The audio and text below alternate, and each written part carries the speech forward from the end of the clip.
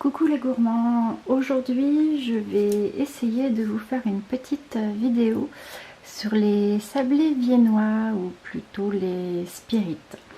Donc pour cela il vous faudra 190 g de beurre mou, il vous faudra 75 g de sucre glace, une ou deux pincées de sel, de la vanille en poudre, une demi-cuillère à café, 30 g de blanc d'œuf qui est un équivalent de un œuf et 225 g de farine. Donc on va commencer par mettre le sucre glace au fond de la cuve.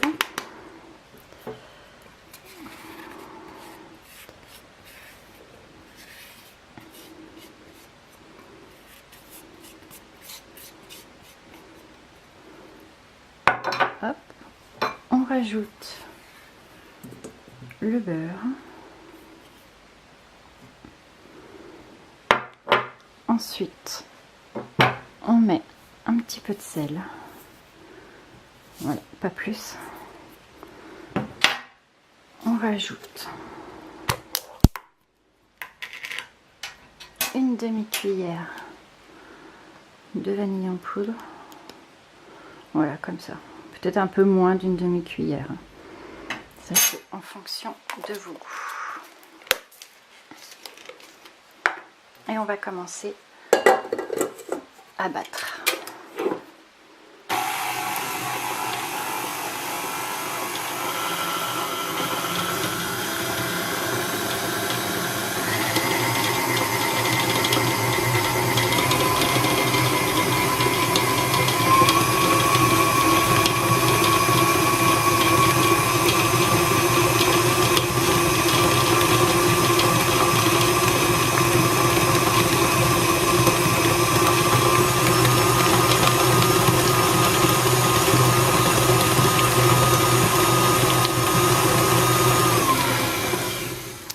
Une fois que le sucre est bien intégré au beurre, hop, on met tout dans le milieu de la cuve.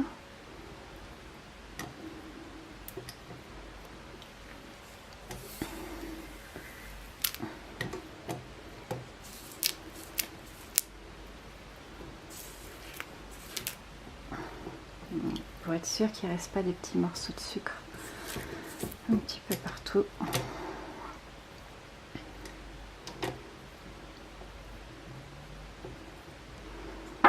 Et on rajoute les 30 g de blanc d'œuf à l'intérieur. Et on rebat.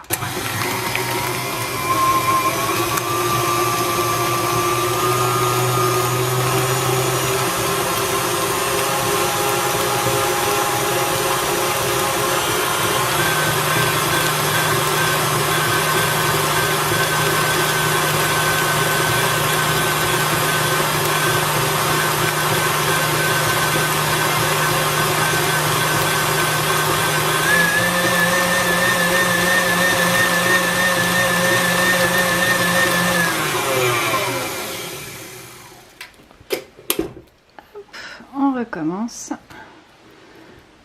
on rabat bien la pâte au milieu de la cuve pour être sûr qu'il n'y a pas de petits morceaux qui soient oubliés. Des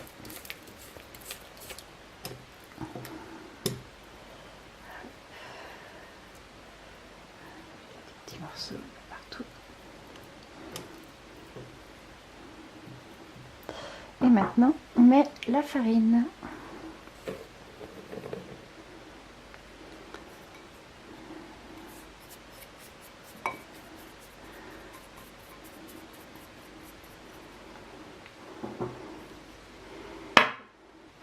Et là, on y va doucement pour éviter de mettre de la farine partout.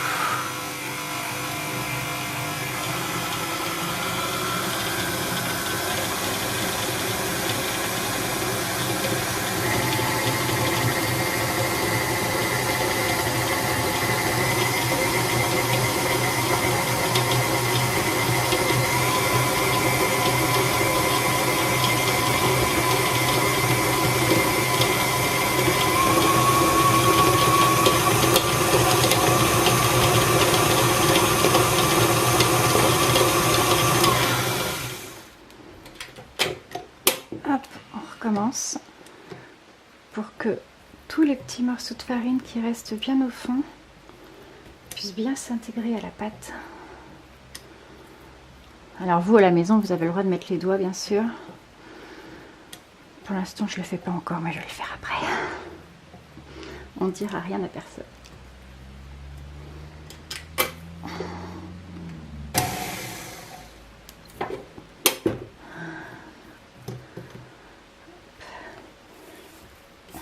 Alors la pâte est un petit peu dure, c'est normal, vous inquiétez pas. Et ça va être encore plus dur après quand vous allez pocher.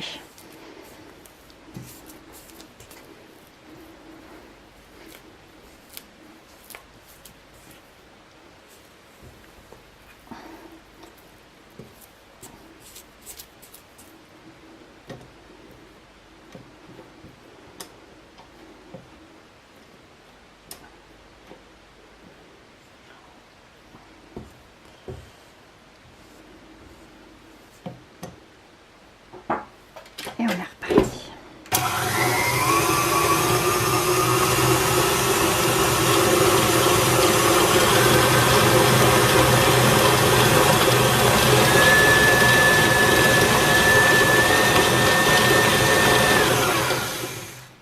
Et voilà. Donc une fois que vous êtes complètement sûr que vous n'avez plus du tout de farine, qu'elle a bien été incorporée à la pâte, on arrête. Et c'est là que je mets les doigts. Parce que c'est quand même vachement plus facile. Hop. La pâte est toujours un petit peu dure, c'est normal, hein, vous inquiétez pas. On essaye de ne pas en laisser trop sur la feuille.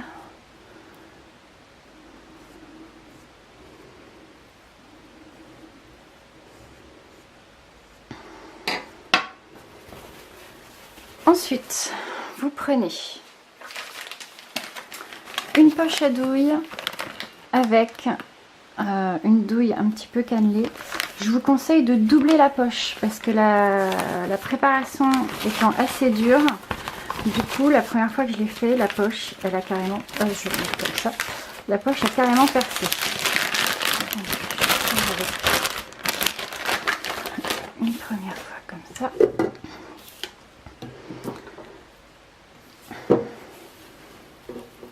Alors je vous conseille de le faire petite quantité par petite quantité parce que vous allez voir, vous allez avoir besoin de vos deux mains pour appuyer sur la poche et que c'est pas facile.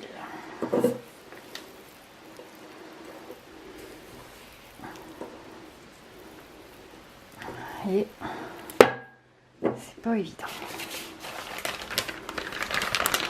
Donc on va commencer déjà avec cette quantité-là. Voilà. N'hésitez pas à la malaxer et pour la chauffer un petit peu avec vos mains. Ce sera un peu plus facile.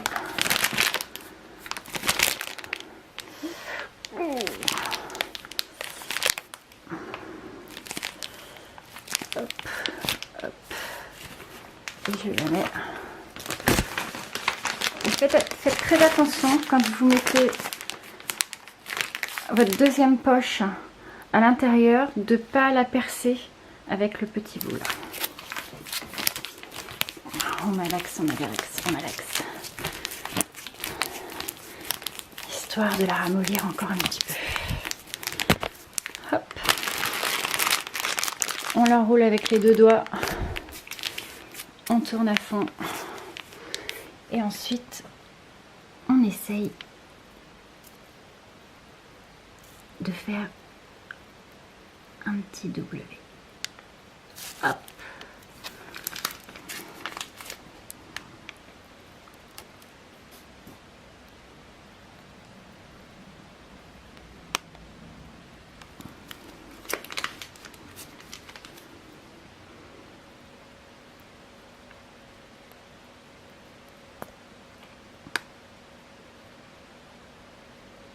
Alors c'est pas facile parce que la pâte est très dure.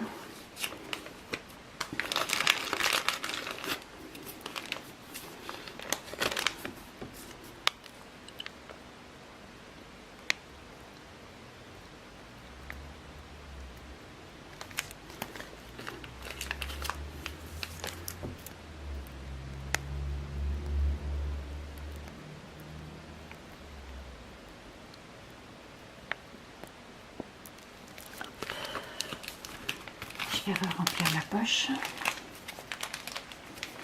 Alors vous inquiétez pas, ça va s'étaler à la cuisson, donc essayez de les faire pas trop rapprocher non plus, sinon ça va être la galère.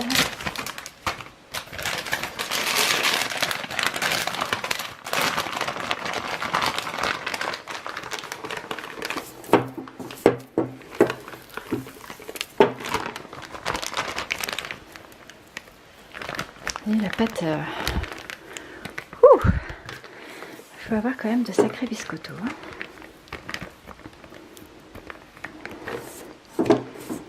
On va essayer de pas trop en laisser quand même au fond du plat. Bien qu'on a toujours des petits bœufs qui aiment bien venir racler le fond. N'est-ce pas les enfants?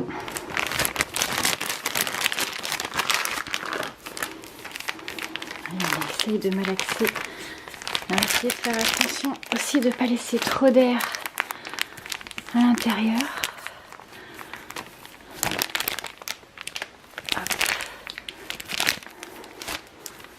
Vous voyez, j'ai un petit peu d'air, j'essaie de refaire sortir les bulles. Hop. Et je remets dans la deuxième poche et je malaxe.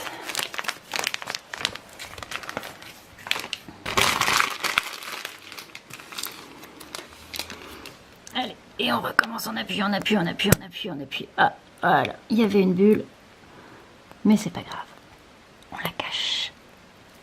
Hop.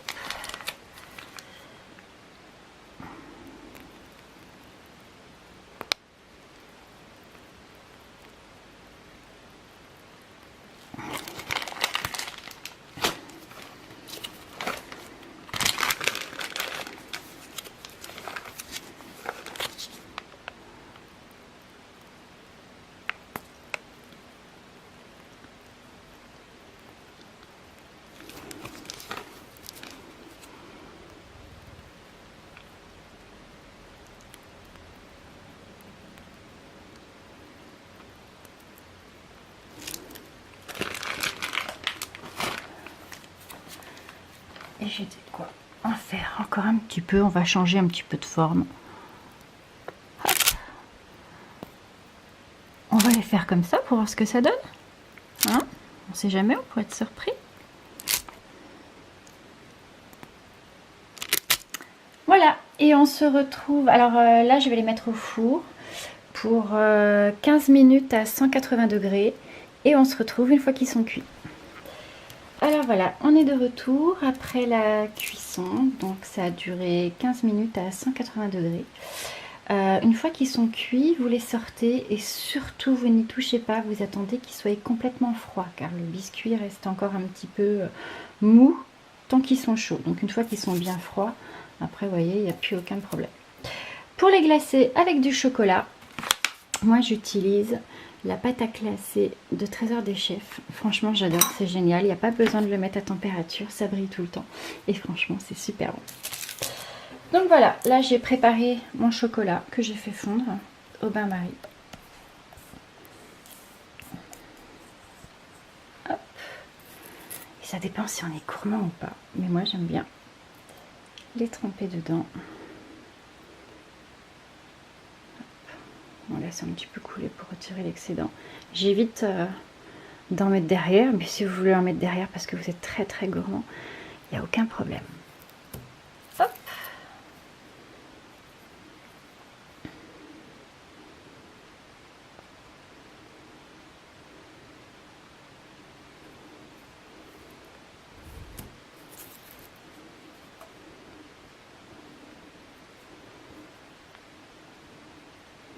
Alors vous pouvez mettre beaucoup plus de chocolat si vous voulez. Hein.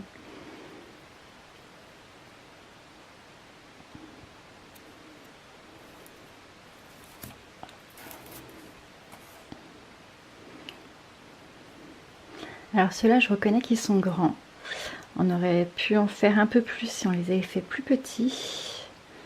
Mais je vous cache pas que c'est tellement dur de les pocher qu'on a fait ce qu'on a pu.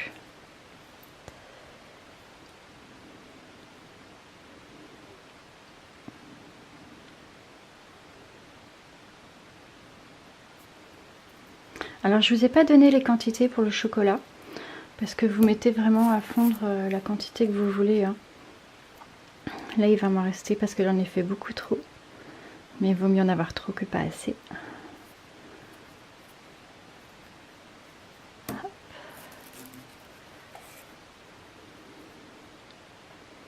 Vous voyez, j'en mets toujours pas derrière.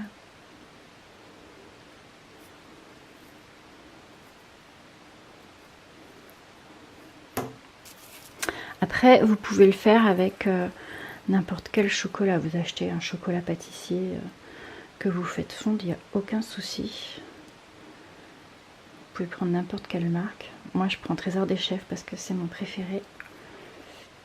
Et parce que je le trouve facilement. Mais vous pouvez prendre sans problème un chocolat de grande surface, c'est pas un souci. Par contre, pensez à si vous prenez un chocolat de grande surface, pensez quand même à tempérer votre chocolat pour qu'il reste bien brillant et qu'il évite de vous faire des petites traces blanches. Voilà, une fois que vous avez fait ça, vous n'avez plus qu'à attendre que ce soit complètement pris et refroidi et ensuite vous dégustez. Si vous ne les mangez pas tout de suite, ce que je doute fort car là ce soir... tout va être parti dans les 5 minutes, mais vous pouvez les garder sans problème dans une boîte hermétique, allez on va dire 5-6 jours maxi. J'ai jamais essayé plus donc je pourrais pas vous dire, mais c'est déjà pas mal, enfin si vous arrivez à résister. Voilà, j'espère que la vidéo vous aura aidé un petit peu à savoir comment est-ce qu'on procède, et je vous fais tout plein de gros bisous. Ciao!